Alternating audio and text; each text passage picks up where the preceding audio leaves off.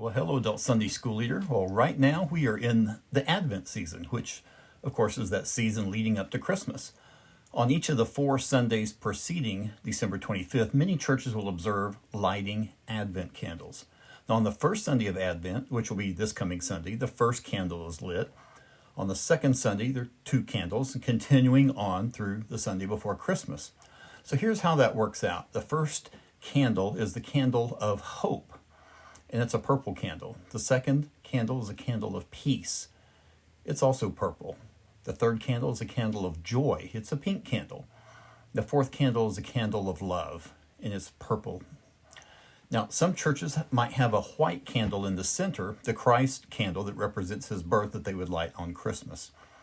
You may have already noticed this, that our new unit, it's called Looking Forward to Christmas. The first 4 lessons parallel the Advent candles. The first lesson is called Looking Forward with Hope. The focal passage is out of Isaiah 40, the first 5 verses, and 9 through 11. And the point is, we have a sure hope because Jesus came to us. Well, if your church does not observe lighting the candles, maybe you'd like to do that in your class. Any 4 candles would do, didn't have to be specific colors. And, it'd be a good way to review the previous lessons, because on week 2, you'd light the first candle, remind folks of what that stands for, then proceed to lighting the second candle. Well, let's set the context for this week's lesson. Generally, King Hezekiah was a good king. He was a good king of Judah. He enacted several religious reforms, including destroying pagan idols, reopening the temple in Jerusalem, and mandating the sole worship of Yahweh. He was also known as a man of prayer. When he fell deathly ill, the prophet Isaiah told him to prepare to die. But Hezekiah prayed earnestly to the Lord, and God granted him another 15 years of life. But, like King David, Hezekiah wasn't perfect. In chapter 39, envoys from Babylon brought a gift of congratulations for Hezekiah's recovery from his severe illness. And while they were there, Hezekiah showed off all the treasures in the storehouses and his entire armory, which was an act of short-sightedness and actually an act of pride as well. All this happened around the year 700 BC. Well, afterwards, Isaiah rebuked Hezekiah and foretold of the Babylonian exile, that one day Judah's treasures and people would be carried off, including Hezekiah's descendants. Some would even be made eunuchs in the Babylonian king's court. But that last statement in chapter 39 really exposes Hezekiah's pride, as he was relieved that during his lifetime there was going to be peace and security, and this wasn't going to happen until after he was gone. In fact, it didn't happen until 586 BC, about 100 years after Hezekiah was warned. Well, that takes us to chapter 40, where we're going to be at this week. This chapter marks an important transition in the book of Isaiah.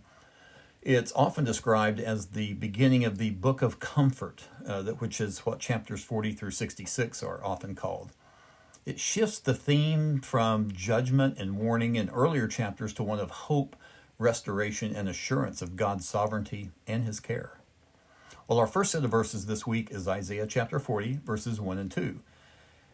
Now, we looked last week in Psalm 30 at the God who rescues, and related that psalm to when David sinned against the Lord by taking a census of his fighting men.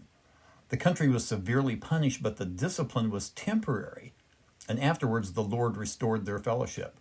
Well, something similar is happening here. Isaiah is prophesying about the Babylonian captivity, but Israel shouldn't despair. God will not destroy them. God will restore them.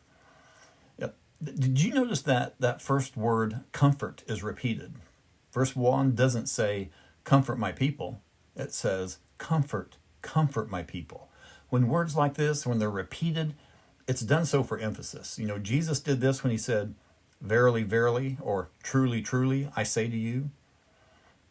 You see, the time of exile was coming, and it was going to be bad.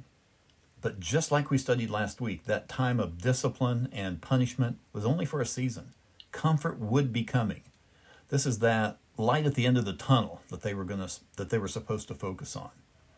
Well, God reassured his people that they were indeed still his, as he called them my people. Despite their disobedience and the exile that they faced, God still claimed them as his own.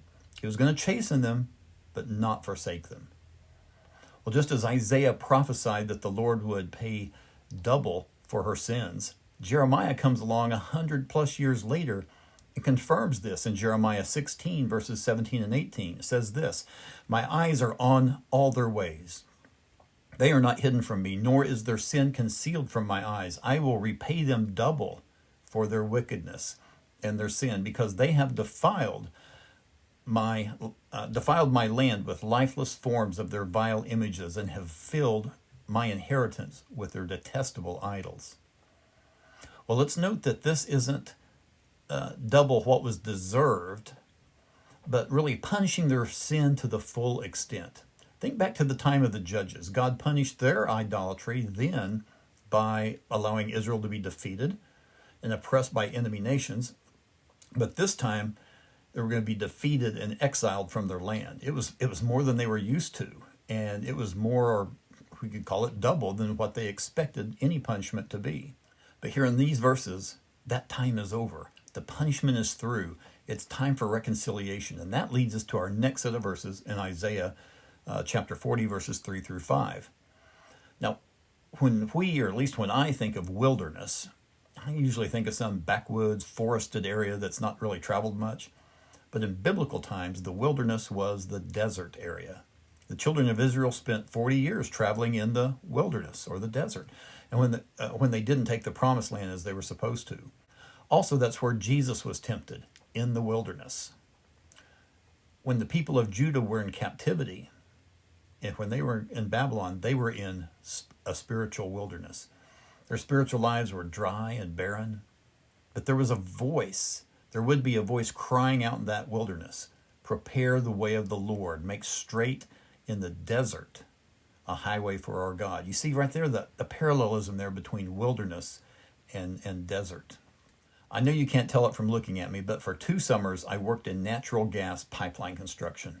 My first summer, I was part of the crew that prepared the path for the pipeline to be laid. After negotiating with landowners, a bulldozer would go in and clear a path for the pipeline. Gates would be made in fences to allow equipment to go through. Sometimes trees were taken down and rough terrain was smoothed out.